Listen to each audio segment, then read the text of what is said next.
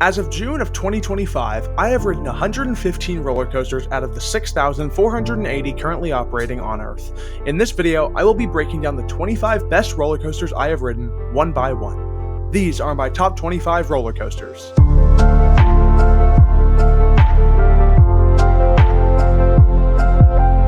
Starting off the list at number 25, we have Superman Krypton Coaster at Six Flags Fiesta, Texas. I have ridden this ride countless times on both good days and bad days, and I can confidently say that this deserves a spot in my top 25. It is an amazing floorless coaster, and the use of the quarry wall is something else. Sure, it can get rough near the end, but it doesn't make the ride too much worse in my opinion. Superman is an amazing ride, and I highly recommend it.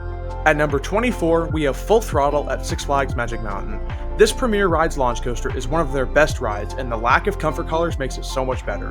The launch is very punchy, the hang time on that loop is wild, and it's a very intense ride overall. I just wish there weren't brakes on that final drop, but other than that, I love it. The pause mid-ride before launching backwards adds a sense of doubt, and some people even question their decision about getting on the ride. Full Throttle is an amazing coaster that I could ride all day, if only there weren't two RMCs in the same park.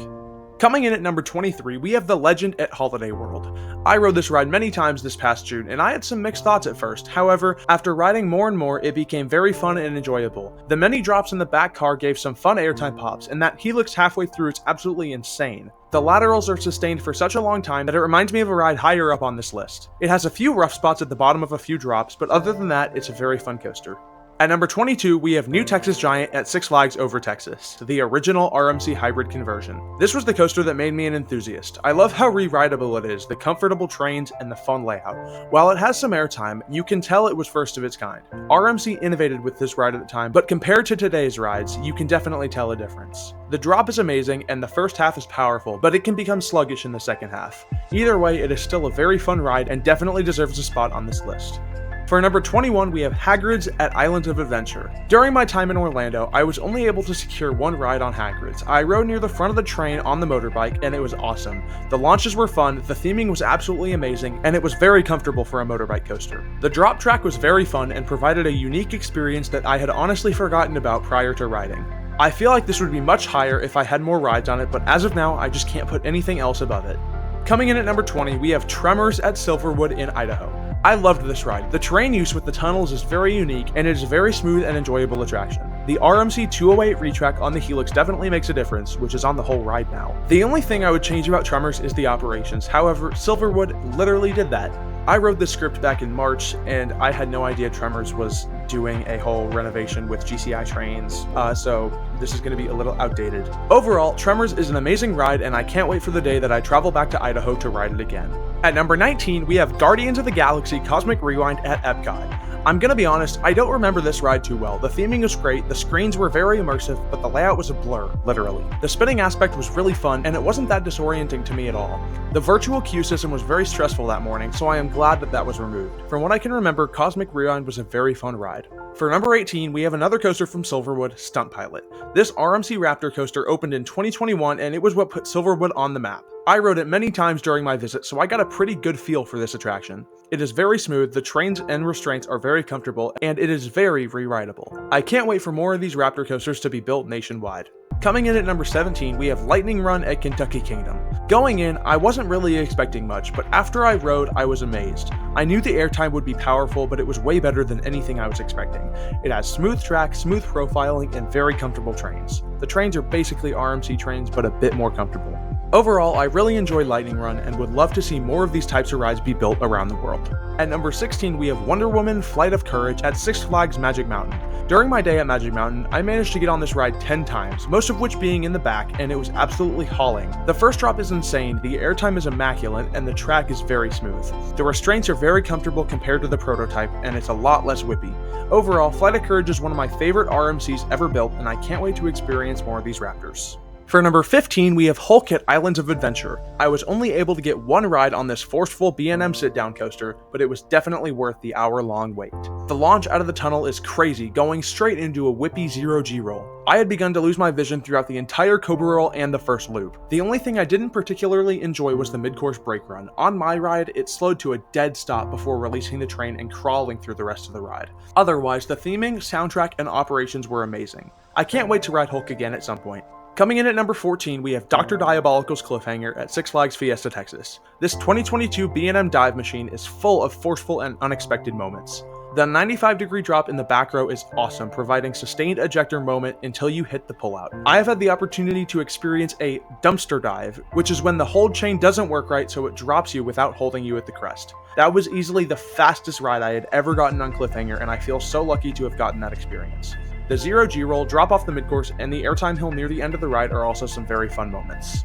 At number 13, we have Montu at Busch Gardens, Tampa. I had the opportunity to ride this many times over 3 different days this past February, and it is easily my favorite inverted coaster I have ridden. It is smooth, intense, and a very long ride. That batwing is the craziest and most intense element on any B&M I've ridden. The only thing I wish could get changed about Montu would be turning off the midcourse brake run, as it can trim the train speed down a lot. Overall, Montu is one of the most intense coasters ever built, and I hope it stays around for many years to come. For number 12, we have Outlaw Run at Silver Dollar City. I haven't been able to get on this since December of 2021, where it was 36 degrees and rainy, but I still loved it. I rode it about 15 times, and each time it got better and better. The first drop caught me so off guard in the back, the wave turn was super floaty, and the double barrel roll is so cool. I had the pleasure of getting a ride in the front row at night. It was pitch black, and by then it was about 32 degrees, but that ride had to have been one of my most memorable coaster experiences ever. Coming in at number 11, we have Hang Time at Knott's Berry Farm. Back in January of 2023, I was able to get on this ride 10 times, and I had so much fun. The hanging element before the drop provides a good sense of anxiety before the beyond vertical drop. In the back row, that drop is incredible. The next couple of elements are very floaty, especially with that open train design.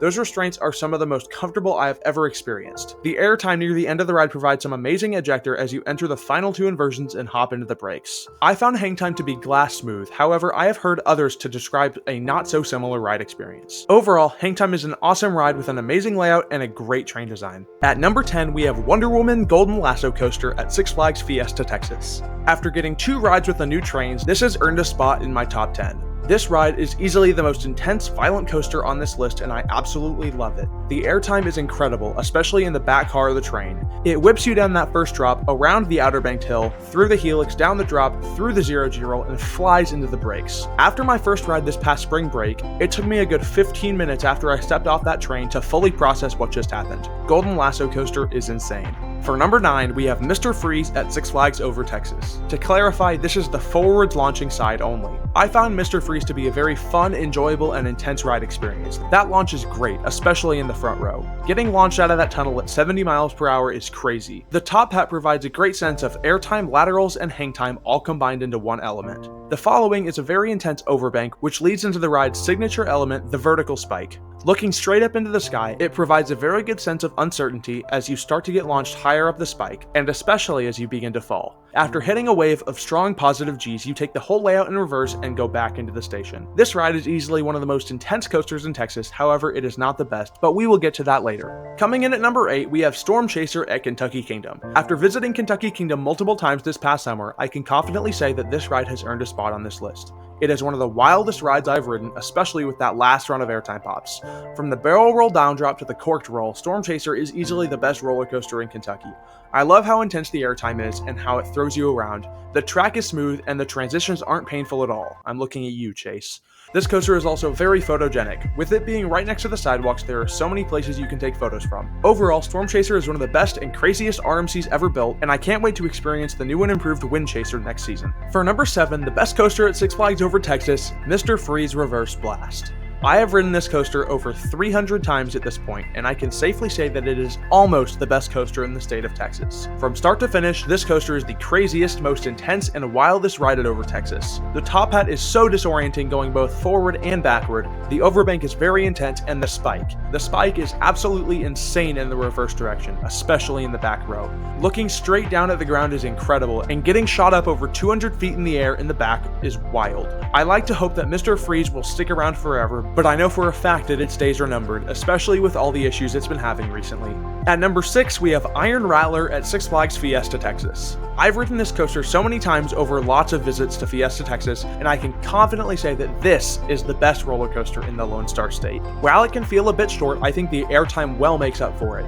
The drop is the craziest I have experienced as a coaster enthusiast, and the other airtime moments are amazing. The drop off the quarry wall before the tunnel is absolute perfection. While some may say the time the ride spends on top of the quarry wall is slow, I heavily disagree. If the ride went any faster, it would go way too quickly through those elements and it would be quite uncomfortable. The best ride I got on this was by far day 1 of Roller Coaster Rodeo 2024. It was 11:30 at night, the operations were faster than ever, and the ride was flying faster and faster as the night went on. The ride crew sent us around again after our official last ride of the night, which was a perfect way to end the day.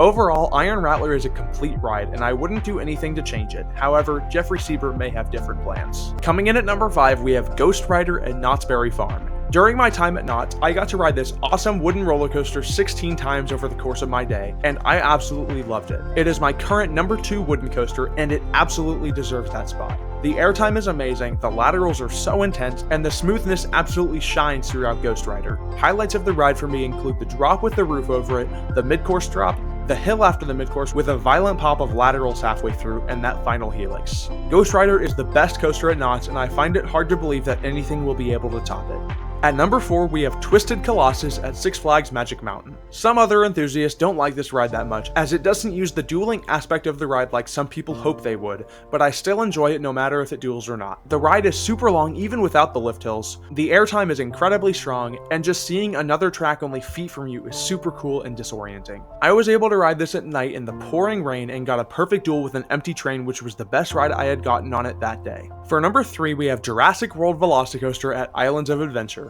After waiting 3.5 hours to ride this during the sunset, I was able to confidently say that this was my new number 1 roller coaster until later that year. Velocicoaster is an almost flawless ride. The trains, restraints, smoothness, flow of elements, airtime, positives, theming, it's all there. The queue line is insanely themed as well, to the point that I didn't get bored while waiting at all. After the second launch is where the ride shines. The airtime in the back row while getting thrown over the top hat is incredible.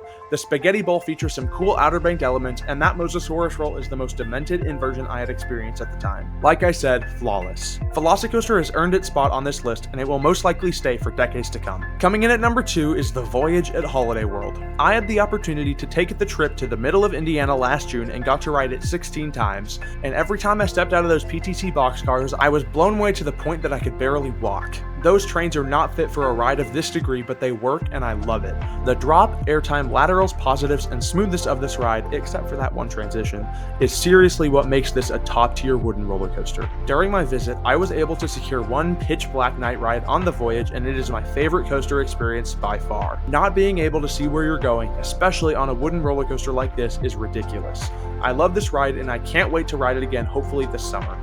And finally, taking the number 1 spot is Ghost Rider at Knott's Berry Farm.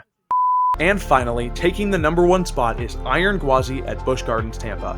From when you get launched out of your seat to the first drop to when you fly into the final breaks, you realize just how insane Alan Schilke was when he was designing this ride. Iron Guazi is relentless from start to finish, and I wish this ride existed in Texas. My favorite elements include the outer bank, the death roll, the wave turn over the station, and the last couple pops of ejector airtime. I got to ride this 14 times in February over the course of 3 days at the park, and every single time it got better and better. At night, Guazi is easily the most intense coaster I have ridden, especially for it being in almost complete darkness. I can't wait for the chance to get back to Busch Gardens to ride it some more this summer. And there you have it, those are my top 25 favorite roller coasters I have personally ridden.